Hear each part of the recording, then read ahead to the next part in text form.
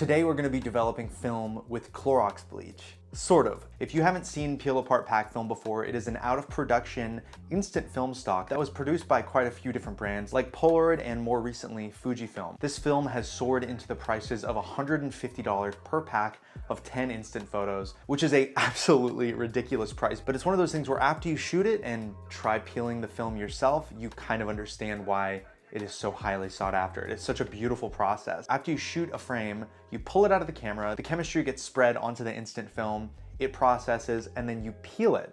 And when you peel it, you get a print, which is a beautiful color positive print. It's just like an instant photo. And then on the other side, there's this sort of like black side where you can kind of see a negative. Today, I'm at Cinestill HQ with one of the founders of Cinestill, Brian Wright, who with his brother Brandon pioneered this method of bleaching your peel apart film negatives. We actually take a picture on a peel apart instant film. It's actually photographing on this side. This is the negative that captures the image. And then it rolls together with the print and releases the dyes onto the print. And whatever dyes don't get released are left here in the trash, creating a negative. Right. So this is really your photo. That's the photo you captured while actually in the trash. A long time ago, early 2000s, we were experimenting with this, and we always loved the Type 55 film for getting a positive and a negative from Polaroid. And we thought, what if we can get a color negative from FP100C? Lots of trial and error using, buffers, sandpaper, magic erasers. I can imagine the sandpaper didn't go great. No, it was not great. So the main reason you can't see an image on here is the image is the remaining dyes, which are dark. Yeah. And it's backed by something black, so it's black on black. Mm-hmm. Once you remove this black backing, it'll be transparent and it'll look like a negative. If you look, you can kind of see like there's someone's face right there. So it's got like dust and goop all over it. See the New York logo? So there's a negative there, but it's like black on black, so it's really hard to see. So we already have the bleach prepared. One thing that you can do, you can peel your peel parts any way you want, but I usually peel them this way from the print. So I peel off this side or from this side, and it will pull the paper off usually, and usually this would come off too, but I'm not going to bother right now because it's kind of stuck because of the dry chemistry. So what I'm going to just do is at like a warm temperature, just get a little wet, and it helps this come off. See? Oh wow. Because what you don't want is a lot of that paper remaining, because the bleach will try to seep through the paper. Both of these, the chemistry on them is wet, and you just put them together. Did you just put the emulsions together pretty much? Yeah, just put the emulsions together. It's really easy to line up. Do a little finger squeegee. So now you can feel it doesn't want to like move anymore. Yeah. Right? We're gonna go ahead and just drop this into the bleach. You can see no emulsion is exposed. And it's just gonna sit there for a second. You just watch. See it? Oh, look at it start to Magic's fizz. You can agitate a little bit if you want.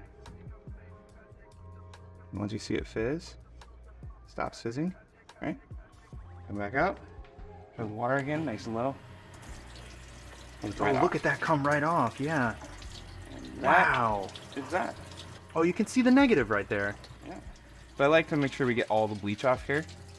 And you don't have to be super gentle with this side because it's the back. Correct.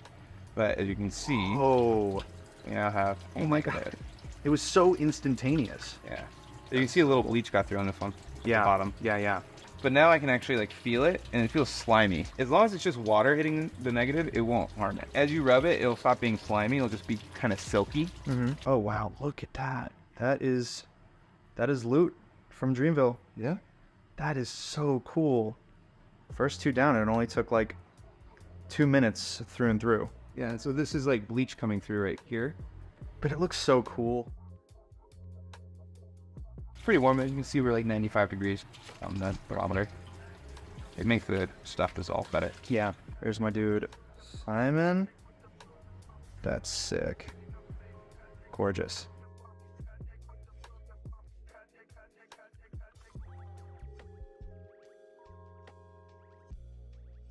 It kind of stuck from all chemistry. Just put one side like that, and then you can put them together. Fold. You can see a little bit of emulsion peeking through it there. This chemical reaction occurs. So bubbling up. Little fizziness. You can see the reaction happen. You see the bubbles coming up. Wow. Blast it off. There we go. But I rinse these off really quick when I peel them apart so no bleach on the edges gets into the image. Rinse them off real quick to make sure there's no bleach coming through. Make my other hand free, stick it up here. It's super slimy. That right there is Lil Yachty. That's sick. There's less bleach getting through on the edges on this Yeah, one. yeah, that was I did a really better nice. job. That is Jeremiah. Yep. Do the best you can. As you saw, when there's just this little bit of paper here, it didn't cause any problems at all. Right. And you notice with the first two I did, I tried to like wet this to like help. Yeah. But that actually caused more bleach to get through because I removed some of that chemistry, like goop or slimy stuff. Yeah. There it is. The water's really cool. Now put them together. Yeah, now quickly shift them around so that they're like a deck of cards kind of. Yeah, there we go. Got it. If you get all the corners aligned like that, you're ready to go. Here goes nothing.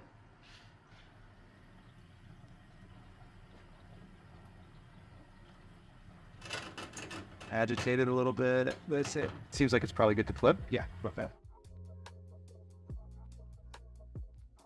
Like in the middle. So the water's shooting out all edges. Like, dude. So it's shooting out all edges? Yeah. The idea is just get all the bleach off both sides as much as possible. And that's why you keep it in the center, so that it doesn't accidentally peel it. Look at how dirty those are. Other hand.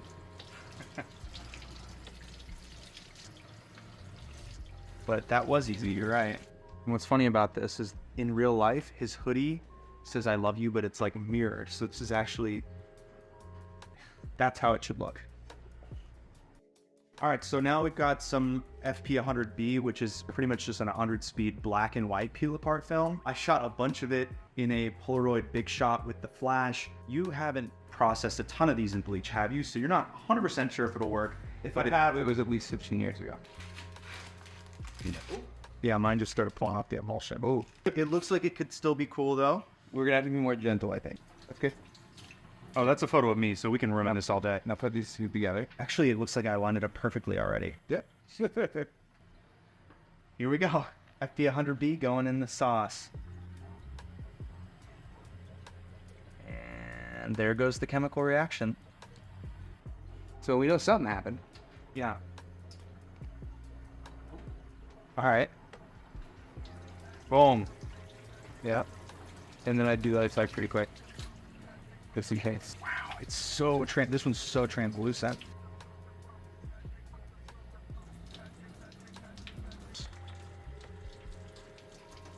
We only processed 2 FP100B negatives because they came back so thin, but I think these are going to turn out really interesting and cool once we scan them. If you've ever seen my video on shooting FP3000B that I did with my friend Mika, we made these really beautiful studio images, and I love these prints so much, but they also have a negative. So yeah, with the 3000B, as you can see, there's not a black backing. I mean, right, it's back here, but there's also a white backing underneath the emulsion, so it's already a negative. Right now, I'm not going to bother taking this off because these will peel off this way. I'm just going to take one, and we're going to go ahead and go under the water. All I do is just put it under the water, let it run for a bit. You can see there's like some chemistry there, and it just feels slimy. This is mostly just getting the slime off. Gotcha. Because if you do that, it actually has like a really nice, clean grain that almost looks like reticulation. Boom, easy. Yeah, and then this side is also going to just fall right off. Wow.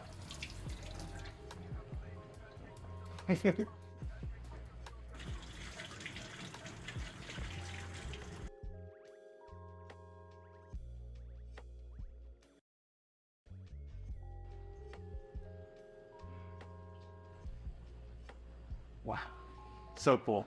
Next, Brian and I went to go scan all of the negatives on an Epson V750, and we used mounting fluid to get these negatives to lay flat on the glass. We scanned them and then inverted them in the computer, and this is how they compare to the instant film prints that you're given as soon as you peel the photo. The FP100C negatives that we bleached are super contrasty and have some incredibly interesting color shifts and color casts that were honestly pretty hard to correct. Some of them were easier to correct than others, which might be due to the age of the film or when it expired, how the film was stored for the last decade, or some of the color shifts could be from some of the bleach getting through around the corners. Brian said that the negatives would come out looking almost cross-processed, so the color shifts aren't super surprising to me. But what I find coolest is how sharp these are, because technically when you shoot peel apart film, the sharpest part will be the negative. For instance, looking at Lil Yachty's ski mask on this photo compared to the print, you just see so much more sharpness and detail retained in the negative. The same goes for photos that were shot on the Polaroid Big Shot, which is really not that sharp of a camera, but the negative retains just that much more sharpness than the actual print did, which is really cool to see. This photo I shot of Jid definitely has some serious color shifts and weird color imbalances, but I think that's what makes it so special. It's just so unique and so